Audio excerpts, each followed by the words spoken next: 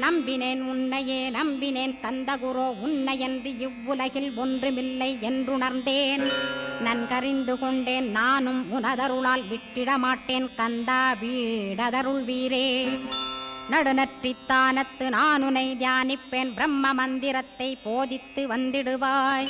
சுழுமுனை மார்க்கமாய் ஜோதியைக் காட்டிடுவாய் சிவயோகியாக எனச் செய்திடும் குருநாதா.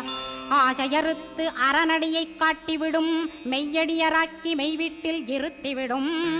கொங்கு நாட்டிலே கோயில் கொண்ட ஸ்கந்தகுரோ கொல்லிமலை மேலே குமரகுருவானவனே. கஞ்சமலை சித்தர் போற்றும் ஸ்கந்தகிரி குருநாதா கருவூரார் போற்றும் காங்கேயா ஸ்கந்தகுரோ.